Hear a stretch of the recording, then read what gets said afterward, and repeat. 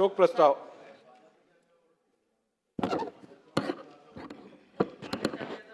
मी पुढील प्रमाणे शोक प्रस्ताव मांडतो।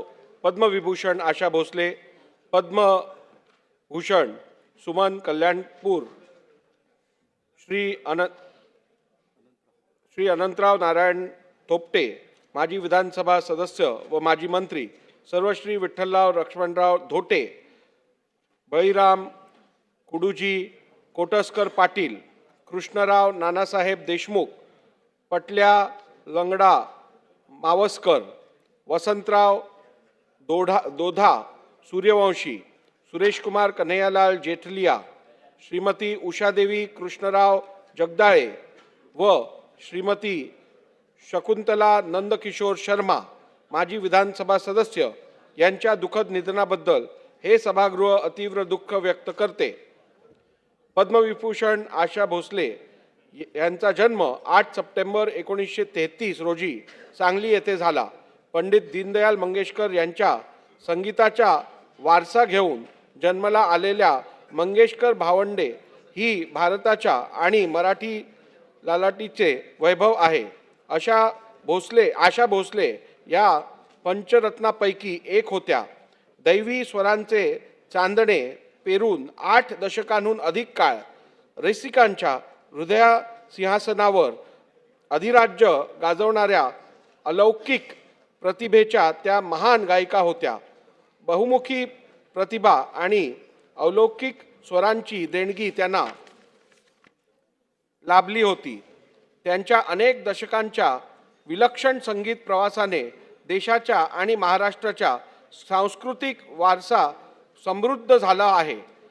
स्वर्गीय लता मंगेशकर या प्रत्यक्ष भगवंताची वासरी होत्या, तर आशाताई साक्षात राधेच्या मनातले घनश्यामाचा स्वर होत्या। सतत काळाबरोबर राहण्याची हातोटी, नवनवीन गोष्टी आत्मसात करण्याची वृत्ती, उत्तम विनोदबुद्धी आणि गाण्याचा ध्यास ही आशाताईंच्या सदस्तेज व्यक्तिमत्वाची वैशिष्ट्ये होती। नावाप्रमाणेच त्यांचे सगळे जीवन आशेचा, दुर्दमय इच्छा शक्तीचा आणि मूर्तिमंत जिद्दीचा प्रवास होता। वैयक्तिक आयुष्यात अनेक आघात झेलूनही भोगलेल्या दुःखाला खूप म्हणून त्या जगत राहिल्या आणि आयुष्याच्या अखेरपर्यंत इतरांना आनंद देत राहिल्या। कैलासवासी आशा भोसले यांचा सुरानी अभंगातील ओतप्रोत भक्ती, गीतातील अनुराग, श्रृंगार गीतातील मधुराळ मादकता, विरह गीतातील दुखरी वेदना, उडत्या गाण्यातील खट्याळपणा आणि बिनधास्तपणा या समस्त भावना कोट्यावधी गान रसिकांच्या हृदयापर्यंत पोहोचविल्या। 1943 मध्ये माझं बाळ या चित्रपटातून दत्ता डावजेकर यांच्या संगीताने सुरू झालेल्या आशाताईंचा संगीत प्रवास तब्बल 12,000हून अधिक गाणी गाऊन थांबला। तब्बल 20 भाषातील गाणी त्यांनी गायली। शास्त्रीय संगीताचा गंभीर्यपूर्वक पाया ढळू न देता त्यांनी सुगम संगीतातील भाव आणि ठसा सहजतेने पेलला। त्यांच्या स्वरात असलेली विधुलता ही विरहाच्या गाण्यात हळवी होत असे आणि नेतृत्वाच्या तालावर बेधुंद होऊन बसत असे। बालगीतापासून ते पॉपपर्यंत आणि नाट्यगीतापासून ते लावण्यांपर्यंत असे वैविध्यपूर्ण शब्दांचे हृदयरूप त्यांनी आपल्या स्वरातून दाखविले। कैलासवासी आशा भोसले यांनी भारतीय संगीत क्षेत्रात दिलेली योगदान अतुलनीय आहे। त्यांना अनेक पुरस्कारांनी गौरवण्यात आले आहे. भारत सरकारने त्यांना पद्मविभूषण पुरस्कार प्रदान केला आहे. महाराष्ट्र शासनाने महाराष्ट्र भूषण पुरस्कार देऊन त्यांच्या यथोचित सन्मान केला आहे. भारतीय चित्रपट सृष्टीतील सर्वोच्च दादासाहेब फाळके पुरस्कार त्यांना प्राप्त झाला आहे. अशा या असामान्य, महान, अद्वितीय आणि जगभरातील संगीत प्रेमींच्या मनावर गेले 8 दशके अधिराज्य गाजविणाऱ्या स्वर सम्राज्ञीचे रविवार दिनांक 12 एप्रिल 2026 रोजी दुःखद निधन झाले. कैलासवासी सुमन कल्याणपूर यांचा जन्म 28 जानेवारी 1937 रोजी ढाका येथे झाला. त्यांना लहानपणापासून चित्रकला व संगीताची आवड होती. त्यांनी मुंबई येथील सेंट कोलंबो हायस्कूलमध्ये शालेय शिक्षण पूर्ण केले. चित्रकलेची विशेष आवड असल्याने त्यांनी सर जे स्कूल ऑफ आर्ट्समध्ये शिक्षण घेतले. सन 1958 मध्ये त्यांचा रामानंद कल्याणपूर यांच्याशी विवाह झाल्यानंतर त्या सुमन कल्याणपूर म्हणून परिचित झाल्या. चित्रकलेपासून सुरू झालेला त्यांचा प्रवास संगीताची प्रचंड ओढ असल्याने गायिकेकडे येऊन पोचला. पंडित केशवराव भोळे, उस्ताद खान अब्दुल रहमान खान तसेच मास्टर नवरंग यांच्याकडे त्यांनी संगीताचे धडे घेतले. शुक्राची चांदणी या मराठी व मंगू या हिंदी चित्रपटापासून त्यांनी आपल्या पार्श्वगायनाची कारकीर्द सुरू केली. मराठी, हिंदी, बंगाली, गुजराती, पंजाबी, आसामी, ओडिया, कन्नड अशा अनेक भाषांमध्ये त्यांनी हजारो गाणी गायली. भारतातील तब्बल 740 चित्रपटांसाठी त्यांनी पार्श्वगायन केले. कैलासवासी कल्याणपूर यांनी गेल्या 6 दशके शब्दांच्या गाभ्यातील अर्थ, त्या अर्थाला बिलगून असलेल्या भावना आपल्या अत्यंत मधुर आणि नितळ आवाजाच्या सहाय्याने संगीत रसिकांच्या हृदयापर्यंत पोहोचवण्याचे काम केले. गझल, ठुमरी, भक्तिगीत हे त्यांचे आवडीचे गायन प्रकार होते. निंबोणीच्या झाडामागे, अरे संसार, केशवा माधवा, तुझ्या नामात रे गोडवा यासारखे एकापेक्षा एक अजरामर भक्तिगीते त्यांनी गायली. भारतीय संगीत क्षेत्रातील दैवी आणि सुरेल असा त्यांचा स्वर होता. त्यांचा आवाज म्हणजे शालीनतेचा साज होता. कैलासवासी कल्याणपूर यांनी आपल्या मधुर, सुरेल आणि भावस्पर्शीय आवाजाने भारतीय संगीत विश्व समृद्ध केले आहे. संगीत क्षेत्रात त्यांनी दिलेल्या योगदानाची दखल घेऊन सन 2023 मध्ये त्यांना भारत सरकारने पद्मभूषण पुरस्काराने गौरवले आहे. मध्य प्रदेश सरकारने त्यांना लता मंगेशकर पुरस्कार प्रदान केले आहे. या व्यतिरिक्त पुल स्मृती पुरस्कार, ग.दि.मा. पुरस्कार अशा अनेक पुरस्कारांनी त्यांना गौरविण्यात आले आहे. आपल्या मधाळ आणि दैवी सुरांनी गेली अनेक दशके श्रोत्यांच्या मनावर अधिराज्य गाजवणाऱ्या या ज्येष्ठ पार्श्वगायिकेचे रविवार दिनांक 31 मे 2026 रोजी दुःखद निधन झाले. कैलासवासी अनंतराव नारायण थोपटे यांचा जन्म 11 जानेवारी 1933 रोजी पुणे जिल्ह्यात भोर तालुक्यातील हातनेशी येथे झाला. त्यांचे शिक्षण BA GDC and A पर्यंत झाले होते. कैलासवासी थोपटे यांनी राजगड ज्ञानपीठ संस्थेची स्थापना करून भोर येथे अनेक शाळा महाविद्यालये सुरू केली. भोर तालुक्यातील विद्यार्थ्यांच्या सोयीकरिता वसतिगृहे सुरू केली. त्यांनी डोंगरी विकास परिषदेचे निमंत्रक, रायरेश्वर डोंगरी विभाग विकास परिषदेचे अध्यक्ष, भोर पाणी परिषदेचे अध्यक्ष म्हणून उत्तम कार्य केले होते. त्यांनी राजगड सहकारी साखर कारखाना, दत्त दिगंबर सहकारी कामगार संस्थेचे संस्थापक अध्यक्ष म्हणून कार्य केले होते. ते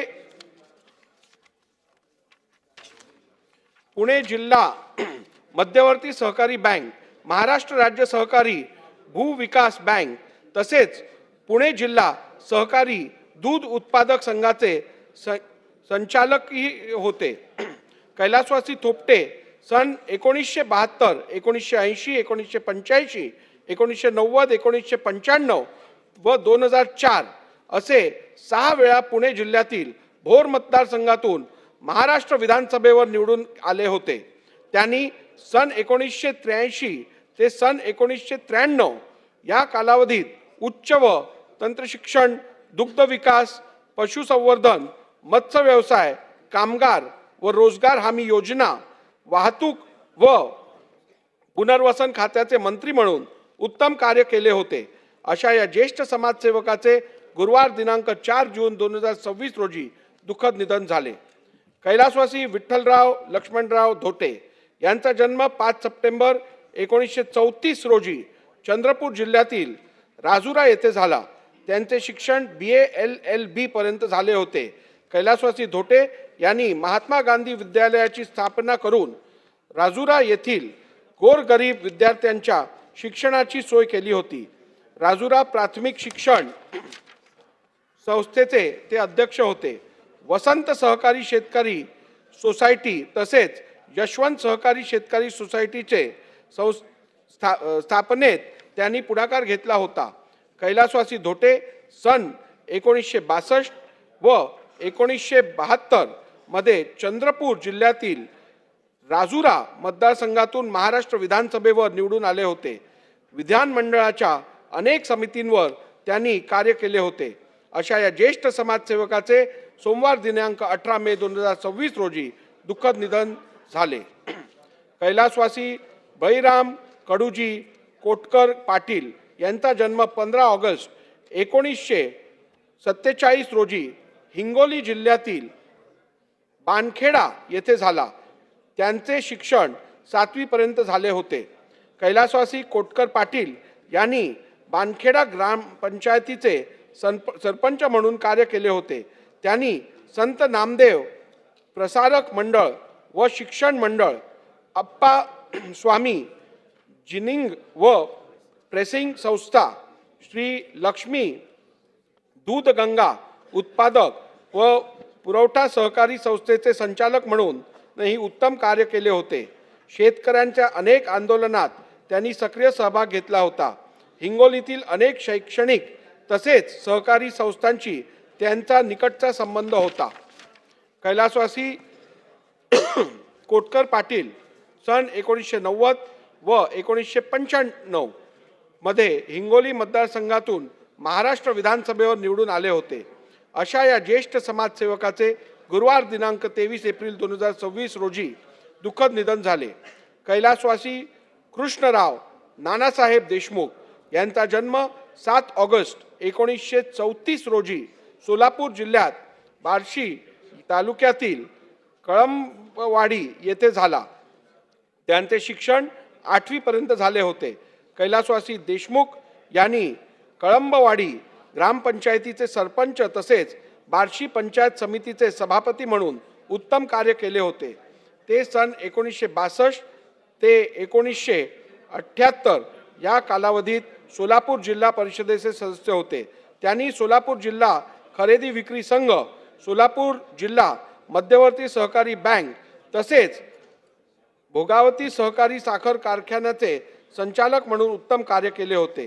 कैलासवासी देशमुख सन 1978 मध्ये बार्शी मतदारसंघातून विधानसभेवर निर्वाचित झाले होते. अशा या ज्येष्ठ समाजसेवकाचे शुक्रवार दिनांक 12 जून 2026 रोजी दुःखद निधन झाले. कैलासवासी पाटल्या लंगडा मावसकर यांचा जन्म 1 जुलै 1942 रोजी अमरावती जिल्ह्यात धारणी येथे झाला. त्यांचे शिक्षण SSC पर्यंत झाले होते. कैलासवासी मावसकर यांनी सुरुवातीस अनेक वर्ष अध्यापनाचे कार्य केले. त्यांनी आदिवासी कोरकू समाज विकास संघटनेचे अध्यक्षपदही भूषवले होते. आदिवासी समाजाच्या उन्नतीसाठी त्यांनी कार्य केले होते. धारणी तालुका भारतीय जनता पक्षाचे ते काही काळ उपाध्यक्ष होते. कैलासवासी मावसकर सन 1995 मध्ये अमरावती जिल्ह्यातील मेळघाट या मतदारसंघातून महाराष्ट्र विधानसभेवर निवडून आले होते. अशा या ज्येष्ठ समाजसेवकाचे सोमवार दिनांक 15 जून 2026 रोजी दुःखद निधन झाले. कैलासवासी वसंतराव दोधा सूर्यवंशी यांचा जन्म 30 जुलै 1959 रोजी धुळे जिल्ह्यातील साक्री तालुक्यात खरडबारी येथे झाला. त्यांचे शिक्षण SSC पर्यंत झाले होते. कैलासवासी सूर्यवंशी यांनी चिपलीपाडा ग्रामपंचायतीचे सरपंच म्हणून कार्य केले होते. ते धुळे जिल्हा परिषदेचे सदस्य होते. जिल्हा परिषदेच्या समाज कल्याण समितीचे ते सभापती होते. साक्री कृषी उत्पन्न बाजार समितीचे ते संचालक होते. साक्री तालुक्यातील अनेक सामाजिक संस्था त्यांच्या निकटचा संबंध होता. कैलासवासी सूर्यवंशी सन 1999 मध्ये साक्री मतदारसंघातून महाराष्ट्र विधानसभेवर निवडून आले होते. अशा या समाजसेवकाचे शुक्रवार दिनांक 24 एप्रिल 2026 रोजी दुःखद निधन झाले. कैलासवासी सुरेश कुमार कन्हैयालाल जेतलिया यांचा जन्म 7 फेब्रुवारी 1957 रोजी जालना जिल्ह्यात परतूर येथे झाला. त्यांचे शिक्षण BCom पर्यंत झाले होते. कैलासवासी जेतलिया यांनी Suresh Kumar Jetaliya friends social club या संस्थेच्या माध्यमातून परतूर व मंठा येथे इंग्रजी माध्यमाच्या शाळा सुरू केल्या. त्यांनी प्रबोधनकार ठाकरे नागरी सहकारी पतसंस्था स्थापन करून पतसंस्थेच्या परतूर, मंठा व वादूर येथे शाखा सुरू केल्या. जालना जिल्ह्यातील अनेक शैक्षणिक व सहकारी संस्थेशी त्यांचा निकटचा संबंध होता. कैलासवासी जेतलिया सन 1990 ते 2004 या काळात परतूर नगर परिषदेचे सदस्य व नगराध्यक्ष होते. ते सन 2004 ते 2009 या कालावधीत महाराष्ट्र विधान परिषदेचे सदस्य होते. ते 2009 मध्ये परतूर विधानसभा मतदारसंघातून महाराष्ट्र विधानसभेवर निवडून आले होते. अशा या समाजसेवकाचे शुक्रवार दिनांक 1 मे 2026 रोजी दुःखद निधन झाले. कैलासवासी उषादेवी कृष्णराव जगदाळे यांचा जन्म 7 एप्रिल 1936 रोजी मध्य प्रदेशमधील देवास येथे झाला. त्यांचे शिक्षण मॅट्रिक पर्यंत झाले होते. कैलासवासी उषादेवी कृष्णराव जगदाळे या सन 1967 मध्ये दौंड मतदार नगर परिषदेच्या सदस्या तसेच सन 1970 मध्ये दौंड नगर परिषदेच्या अध्यक्षा होत्या. त्यांनी शैक्षणिक क्षेत्रात उत्तम कार्य केले होते. खोर सारख्या दुर्गम भागात सरस्वती शिक्षण संस्थेच्या माध्यमातून त्यांनी शैक्षणिक कार्याला चालना देत ग्रामीण भागातील विद्यार्थ्यांना शिक्षणाची संधी उपलब्ध करून दिली होती. कुरकुंभ औद्योगिक वसाहत, नानवीज पोलीस प्रशिक्षण केंद्र तसेच कडेगाव रेल्वे स्थानक यांच्यासारखे महत्त्वाचे प्रकल्प उभारण्यात त्यांचा मोलाचा वाटा होता. दौंड पुणे रेल्वे शटल सुरू करण्यासाठी त्यांनी विशेष प्रयत्न केले होते. कैलासवासी उषादेवी कृष्णराव जगदाळे सन 1972 व 1985 मध्ये पुणे जिल्ह्यातील दौंड मतदारसंघातून महाराष्ट्र विधानसभेवर निवडून आल्या होत्या. अशा या ज्येष्ठ समाजसेविकेचे गुरुवार दिनांक 14 मे 2026 रोजी दुःखद निधन झाले. कैलासवासी शकुंतला नंदकिशोर शर्मा यांचा जन्म 1 जून 1952 रोजी झाला. त्यांचे शिक्षण BA पर्यंत झाले होते. कैलासवासी शकुंतला शर्मा यांनी जालना आदर्श भगिनी महिला मंडळाच्या सदस्या, जालना जेसी क्लबच्या सचिव म्हणून उत्तम कार्य केले होते. समाजवादी अभियान मंडळाच्या त्या अध्यक्षा होत्या. जालना जिल्ह्यातील बदनापूर मतदारसंघाच्या सर्वांगीण विकासासाठी त्यांनी विशेष प्रयत्न केले होते. कैलासवासी शकुंतला शर्मा सन 1980 मध्ये बदनापूर मतदारसंघातून महाराष्ट्र विधानसभेवर निवडून आल्या होत्या. अशा या समाजसेविकेचे मंगळवार दिनांक 28 एप्रिल 2026 रोजी दुःखद निधन झाले. सन्मान्य सदस्यांनी स्तब्ध उभे राहून शोक प्रस्ताव संमत करावा अशी विनंती आहे.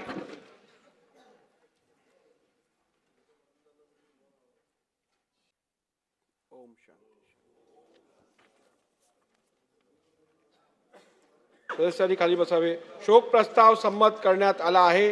प्रस्तावाची एक प्रत व विधिमंडळाचे स्मृतिपत्र शोकाकुल कुटुंबियांकडे पाठवण्यात येईल.